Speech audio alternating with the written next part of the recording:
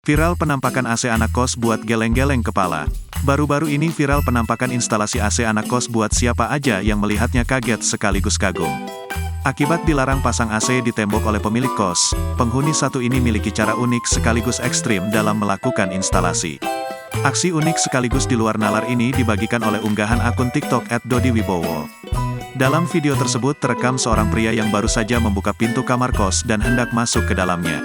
Awalnya tidak ada yang terlihat aneh pada kamar kos tersebut. Kejanggalan baru disadari ketika pintu kamar tersebut dibuka. Bagian atas dari pintu kamar kos tersebut ternyata digunakan penghuni untuk memasang mesin pengatur suhu ruangan atau AC. Letak pemasangan AC tersebut tentu saja aneh karena biasanya terpasang di tembok ruangan. Rupanya penyewa tersebut dilarang pemilik kos untuk memasang AC di tembok. Penghuni kos memutuskan untuk memasang bagian indoor AC di bagian atas dari pintu tersebut. Sementara mesin kompresor AC yang ukurannya cukup besar dipasang tepat di balik pintu kamarnya.